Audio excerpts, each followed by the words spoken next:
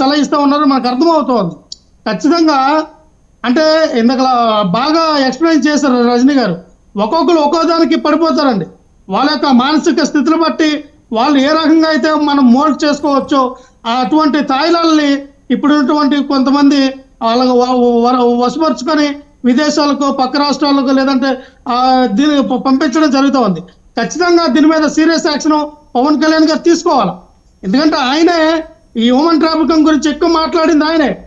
Central government మాకు నివేదిక ఇచ్చింది, ఎస్ ఖచ్చితంగా జరిగింది, ఆ మూలాలు నాకు తెలుసు, ఆ డేటా ఎవరి నుంచి ఎవరి వరకు వెళ్ళింది, ఆ డేటా కూడా హైదరాబాద్ లో ఎవరి దగ్గర ఉందని చాలా సందర్భంలో పవన్ కళ్యాణ్ గారు మాట్లాడారు. కాబట్టి ఖచ్చితంగా పవన్ కళ్యాణ్ గారు సెంట్రల్ గవర్నమెంట్ యొక్క సపోర్ట్ తీసుకొని ఇటువంటి ఎవరైతే ఈ కిడ్నాపర్స్ వీళ్ళందరూ ఉన్నారో వీళ్ళందరినీ పట్టుకొని జైలు వేయాల. అది వైఎస్ఆర్ పార్టీ వాళ్ళ, టీడీపీ వాళ్ళ, లేకపోతే జనసేన పార్టీ వాళ్ళు ఎవరైనా కాదండి, పార్టీలు కాదు. మనకు కావాల్సింది మన ఆడపిల్లల భద్రత, మన ఆడపిల్లలు మనం కాపాడాలి, మనకు పార్టీలతో సంబంధం లేదు. ఖచ్చితంగా ఇటువంటి చర్యలు తీసుకోవాలని ఆ రజనీ గారు మరి చాలా గట్టిగా పవన్ కళ్యాణ్ గారు చెప్తారని నేను ఆశిస్తూ ఉన్నా. వాసుదేవన్ గారు ఇందాక అన్నారు పోసాని కృష్ణమూర్తి గారి గురించి. అంటే ఖచ్చితంగా సార్ ఎవరైనా అధికారంలోకి రాగానే, అధికారం ఆ పార్టీలో వైపు ఉండగానే కొంత అవకాశవాద రాజకీయాలు చేసేటప్పుడు ఎలాగుంటుందంటే అధికారం వస్తే ఒకలాగా, అధికారం రాకపోతే ఒకలాగా. ఈ రోజున ఆలీ గారిని చూసాం, ఆయన ఎన్నో సంవత్సరాలు దగ్గర నాకు తెలుసు 10 సంవత్సరాల వరకు వైఎస్ఆర్ పార్టీలు ఉన్నారు. ఒకసారి ఎంపీ టికెట్ ఆశించారు, ఒకసారి ఎమ్మెల్యే టికెట్ ఆశించారు, 2 రాలా.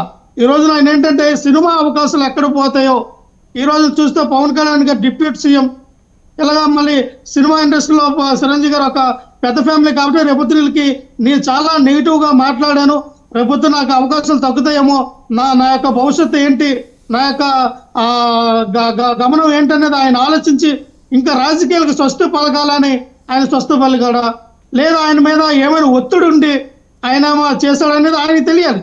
ఖచ్చితంగా ఎవరిష్టం వాళ్ళది. వైఎస్ఆర్ పార్టీలోకి రండి మీరు జాయిన్ అవ్వండి అని జగన్మోహన్ రెడ్డి గారు అడగల. ఈలో వచ్చారు, ఈలో జాయిన్ అయ్యారు. ఈ రోజున ఏం ఆశించలేదు పాపం. వాళ్ళకి ఏం అర్థమైందో హఠాత్తుగా అందరూ కూడా వెళ్ళిపోవడం జరుగుతుంది. ఒకసారి నేనంటే రాజకీయాలు అనేవి మీరు పోరాటగలగాలి ప్రజల కోసం, ఈ రాష్ట్రం కోసం, అభివృద్ధి కోసం. ఎవరైతే నిక్కచ్చిగా పోరాడతారో అలాంటి రాజకీయాల్లోకి రావాలా.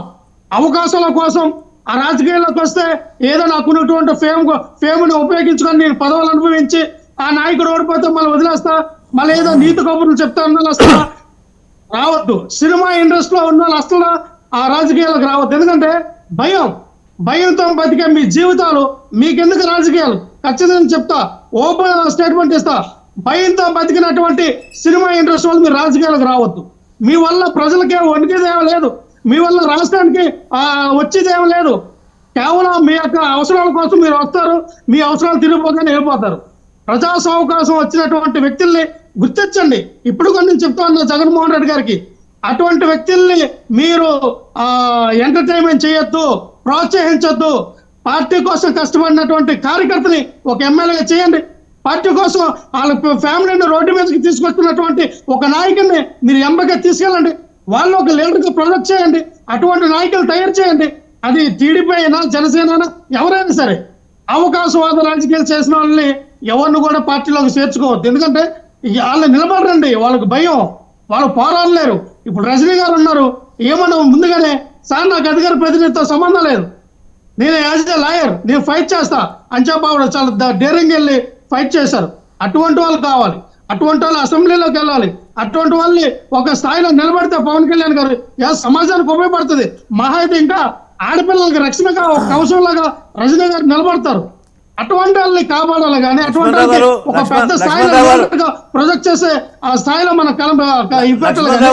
ఏదో సినిమాలో కామెడీలో సినిమాలో ఆర్టిస్టులు తీసుకొచ్చి వాళ్ళకి రాష్ట్ర స్థాయిలో పదవులు ఇచ్చి ఇలాగే సింహాసనాల మీద కూర్చొని పెడితే మధ్యలోనే వెళ్ళిపోతారు. చెప్పండి నాగేశ్వరరావు గారు. లక్ష్మణరావు గారు, ఇంత మానవీయ కోణంలో మాట్లాడుతా మెడలో వేసుకున్న కండువ బరువెక్కిపోతుందేమో సార్. ఏ లేదు సార్, నాగేశ్వరరావు గారు ఈ రోజున నేను అన్నదేనంటే తప్పులేదండి, నేను కరెక్ట్గానే మాట్లాడుతూ ఉన్నా. నా జగన్మోహన్ రెడ్డి గారు నాకు తెలుసు ఈ రోజున ఒక ఎంపీటీసీకి ఎమ్మెల్యే టికెట్ ఇచ్చారు, ఒక జడ్పీటీసీకి ఎమ్మెల్యే టికెట్ ఇచ్చారు, ఒక లారీ డ్రైవర్ కి ఎమ్మెల్యే టికెట్ ఇచ్చాం. నా ఎంపీ తెలుసు. చేశారు, ఈ రోజు లారీ డ్రైవర్ కి ఎమ్మెల్యే టికెట్ ఇచ్చారు, మంత్రి చేశారు. కెమెరామెన్ కళ్ళు తాగిన కోతిలాగా ఆ మంత్రి మొత్తం ఇష్టం వచ్చినట్టు వాక్యాలు మాటలు మాట్లాడారు. మీరు మళ్ళీ దాన్ని అదుపు చేసే ఒక నైపుణ్యత జగన్మోహన్ రెడ్డికి లేదు. ఎవరు ఏం మాట్లాడినా, ఎవరు ఏ భాష మాట్లాడినా జగన్మోహన్ రెడ్డి నిమ్మకు నీరెత్తించి వివరించాడు. జగన్మోహన్ రెడ్డి అది మీ జగన్మోహన్ రెడ్డి గొప్పతనము. 10 మంది ఎమ్మెల్యేలు పార్టీ మారిపోతారు, మీ 4 ఎంపీలు పార్టీ మారిపోతారండి. ఎవరు పార్టీ మారినా ఉండేసారి జగన్మోహన్ రెడ్డి గారు బెదరుడు భయపడడు. ఎందుకంటే ఆయన ఎప్పుడు కూడా ప్రజలు నమ్ముకుని ఉన్నాడు, నాయకులు తయారు చేస్తాడు. అంతేగాని ఈ నాయకు అలాగైతే ఏమిరెడ్డి ప్రభాకర్ రెడ్డి గారిని మేము వదులుకోము, మాకంటే శ్రీనివాస గారిని మేము వదులుకోము. చాలా పెద్ద పెద్ద బడా షాట్లు జగన్మోహన్ రెడ్డి గారు ఎందుకు జగన్మోహన్ రెడ్డి గారు కూడా స్వామీజీ లక్ష్మణ్ గారు జగన్మోహన్ రెడ్డి గారు కూడా స్వామీజీ దగ్గర దీక్ష తీసుకొచ్చారు. ఆయనలో కూడా శివాత్మ